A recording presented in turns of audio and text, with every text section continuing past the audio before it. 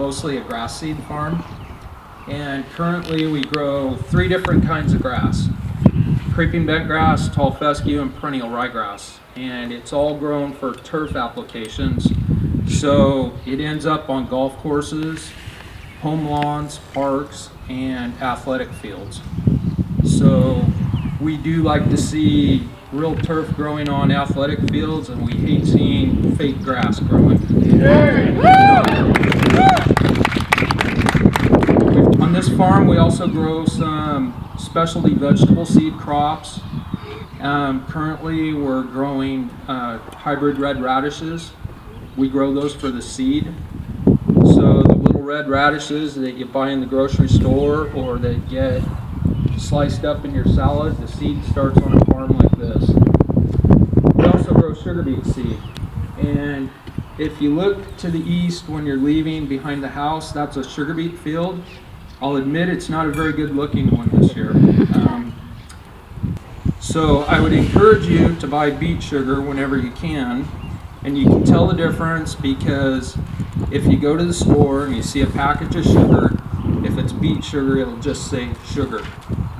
For some reason, the cane sugar growers think that their sugar is better, and so they market it as cane sugar. It's the same stuff. But there's about 60% of the sugar beet seed for the United States is grown here in the Willamette Valley. The other thing is that on this farm, because we grow mostly seed crops, we work with seed companies, whether they're the sugar beet seed company, grass seed companies, or specialty vegetable seed companies. So when you see a crop growing out in our fields, technically we don't own it. That crop belongs to the seed company, and we contract with them to produce that. So first of all, let me say that our farm consists of myself and my wife, but also my partner, Donna Mary Fisher. They're sitting over here at this table.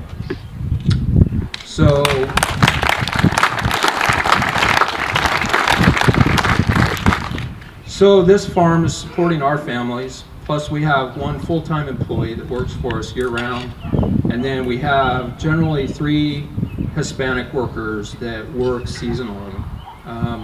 This year we did keep one of them year-round, and the other 2 usually come to work the first part of March, and they'll work through about October. And then we have my son, who's a college student. So I don't know, there's 6 or 7 or 8, depending on the day of the week and what time of year it is.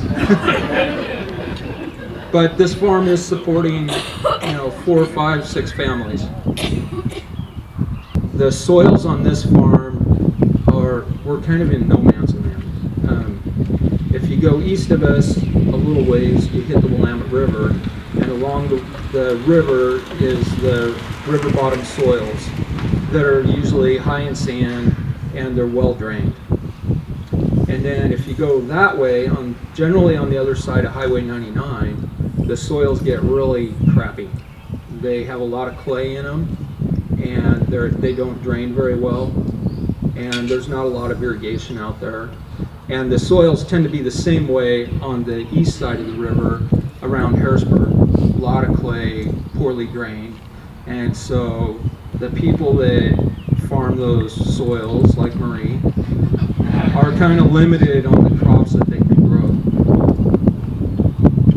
What are some of the issues that you face as a farmer that we should know about? Well, the first thing to remember is that, when you think of a farm, you think about the farmer, and people have kind of a romantic idea of what a farmer is and how he lives.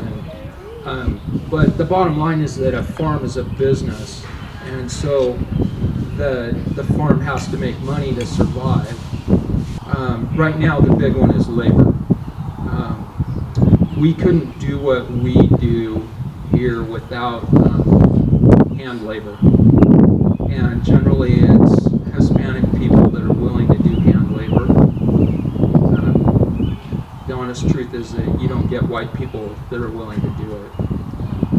And when you see our seed crops growing, our customers expect a certain level of quality, and it takes hand labor to get that quality.